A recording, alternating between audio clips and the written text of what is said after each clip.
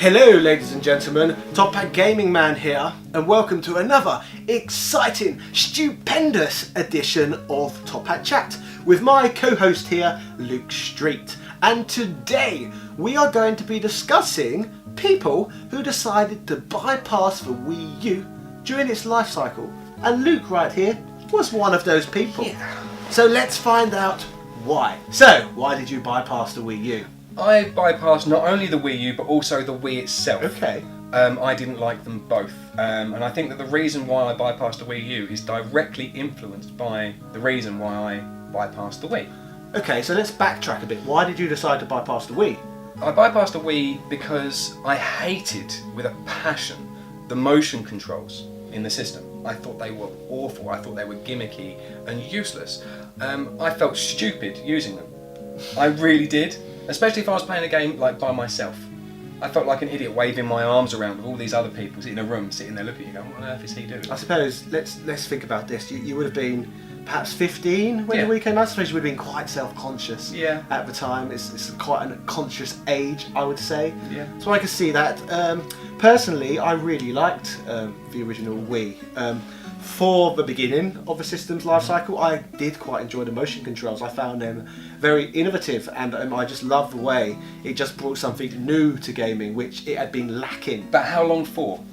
This is why it did get boring. I will agree with that. It got boring, and it was a gimmick because it only entertained me for a set period of time. But you have to remember, back in 2006, it was a depressing time for gaming. Yeah. It was at the time, essentially, where Microsoft and Sony were just going back and forth with their dark, grey-looking first-person shooters, and that's what gaming seemed to be degrading towards, especially when you look back at how badly the GameCube had sold before that. So I think gaming literally looked very dark going forward at the time, with little innovation on the way. So for me, the Wii was literally a bright white shining beacon. I think that's something that Nintendo have done continually, actually, I will say that. Like the Switch, if you look now, the first person shooter epidemic is still going on with the PS4 and the Xbox One. And the Switch is the shining light in all of that with the colourful graphics. So that is something that Nintendo have done continuously in recent memory. My favourite games on the Wii, just stepping back for a bit before we get to the Wii U, was also the fact that were the games without the motion control shoved down your throat. Xenoblade Chronicles, Last Story, both very solid RPGs. Yeah. The Mario Galaxy games as well, they had minimal motion controls involved, and they were they probably are the best 3D Mario games that have ever been made up until this point. They are pretty good. And you got Smash Brothers Brawl as well, which I personally really like. It's not everyone's favourite Smash game, but I'm not a competitive player, so what do I know? But I like the content that was in Smash Bros. I mean, it's not my favourite, but again, it wasn't a bad game. It wasn't. So this is why you bypassed the Wii. Basically, you kind of just saw it as a product that was aimed at mothers and old people and stuff like that. I would gather, being a teenage boy. Okay, so you was a little bit old by the time the Wii U came out. So why did you decide to pass that up too? It just felt like an awful peripheral. The screen on the controller. It just seemed like something that didn't seem necessary. Why would that be particularly important in games? And there were some games that used it really, really well. Even up to Mario Maker, used that peripheral very well. Yes. But I didn't feel like it was necessary. I really didn't. I thought there was too much backwards and forwards. When I play games, I like to be immersed in that game. I like to be focused on exactly what it is that's going on in front of me, and I don't want to be pulling myself back into reality and doing little bits and pieces on it. Personally as well, I agree once again. I did not like the idea of the Wii U gamepad when I saw it announced.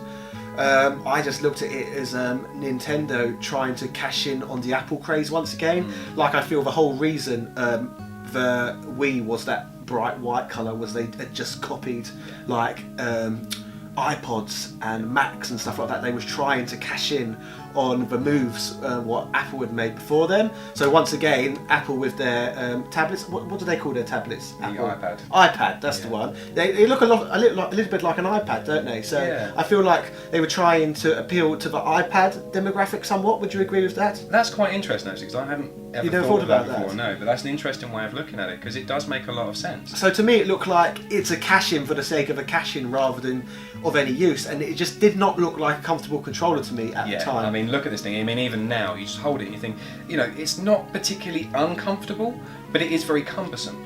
As I've pointed out in a video over on my own channel, personally, I believe this to be one of the most comfortable controllers of all time. Like, I hated the look at it when I first saw it, but it was pleasantly surprising when I finally got it in my hands and got used to playing with it. Like, look at all these nice curves on it. It just feels so comfortable. Like, the Switch hasn't got all these nice curves on it. It's just it's just a solid block. It's nowhere near as comfortable. Whereas this, it's nice and bulky and feels good in a man's hands. Do you understand? Where I feel like a lot of controllers are designed for the Japanese market, and from what I've seen traveling Asia, on the whole, they are smaller people. Like, they have smaller people there in general. So this feels nice in my Western hands in comparison to a lot of other Japanese gaming devices. Yeah, but that's the thing with Xbox as well. When the original Xbox very first came out, it had a giant controller, almost like as big as your head.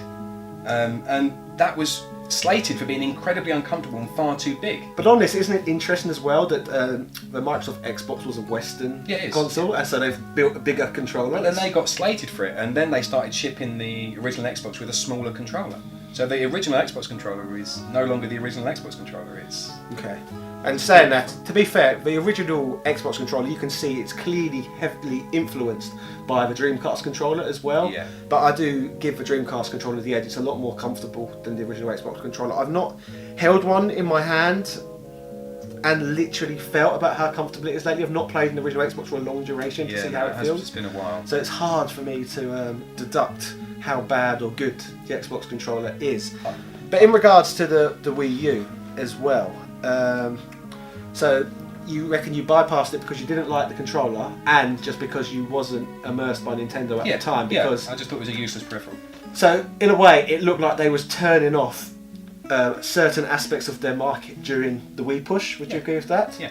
And the new market they had grabbed, which was the grannies, the mothers, blah blah blah. They wasn't necessarily interested in upgrading from a Wii to a Wii U anyway, because by that point they was bored of gaming altogether. Yeah. So that could be one of the reasons a lot of people have bypassed it. I don't think we can do this video as well without mentioning something that gets floated around quite a lot, and it's the idea that the Wii U for a lot of people felt like an add-on to the Wii because of the name. I don't think it feels like an add-on, but I can see the confusion from like less educated people.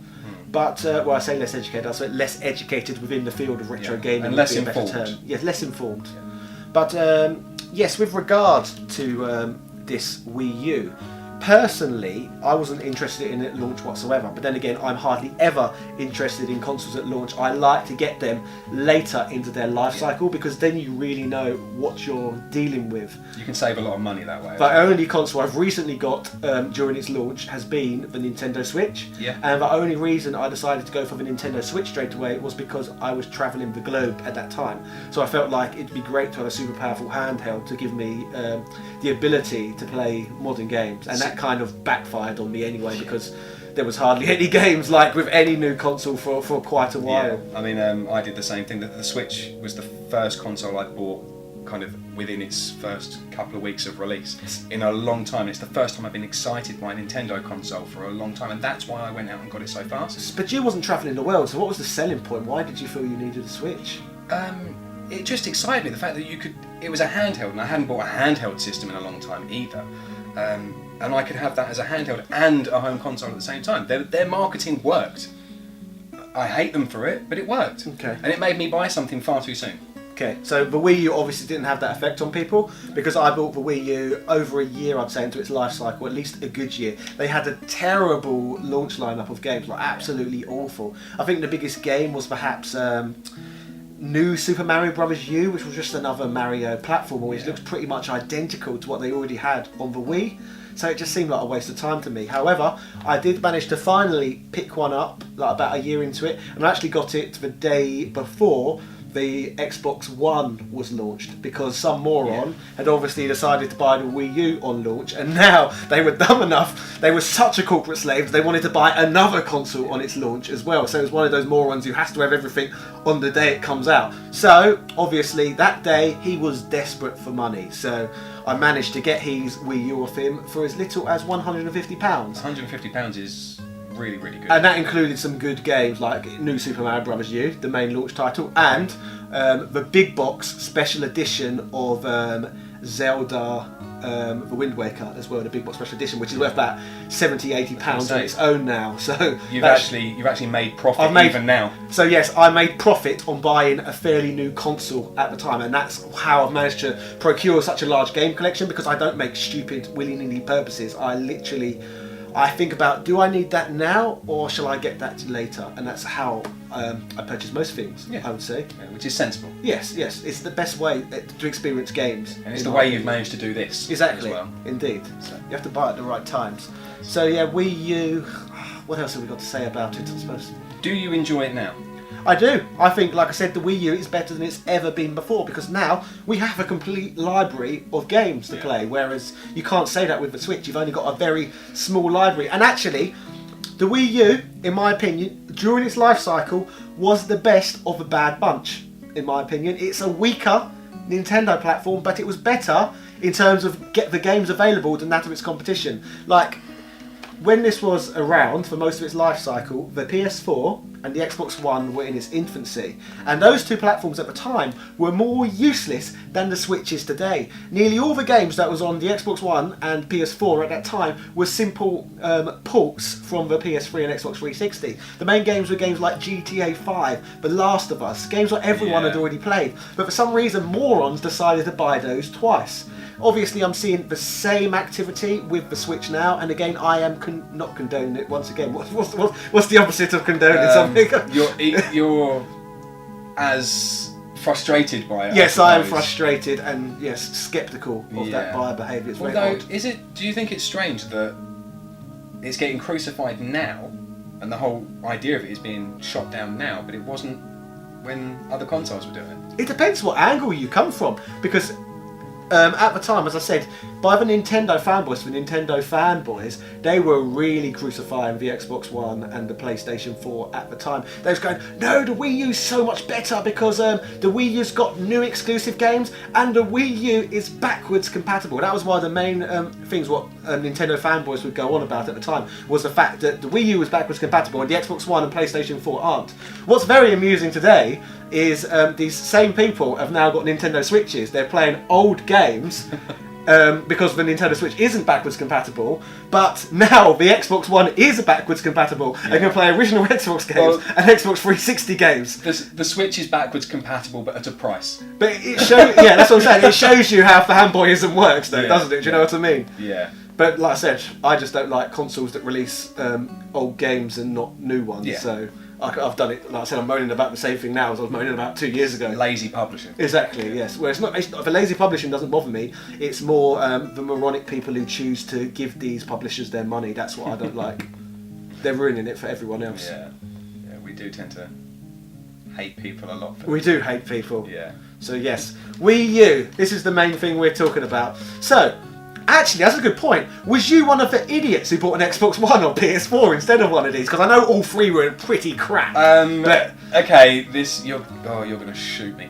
I bought an Xbox One initially. Okay. Right. Really, really enjoyed it. I love my Xbox One. I still have it now. And then I bought a PS4 for some of the exclusives, because the PS4 does have the better exclusives. This was later, so that would have made sense to PlayStation 4. But why? I'm not finished. Okay. And then I was in between living at my house and my girlfriend's house, and I couldn't be bothered to repeatedly bring my consoles backwards and forwards. And at the time I was playing PS4 games, so I bought a second PS4 to keep at her house so I could play my games. You're a bloody lunatic. I told you were going to hate me. See, this is a perfect illustration of how stupid most consumers are. Like, he's literally illustrating it for me and literally completely backing up all my points I'm saying about most people who consume games. I feel stupid now.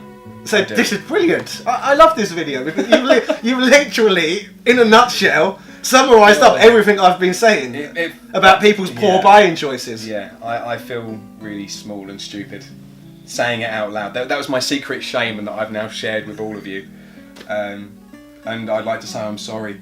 Okay, ladies and gentlemen. So we wanted to find out why people bypassed the Wii U during its life cycle, and it appears that the main reason is people were bloody idiots. Cheerio!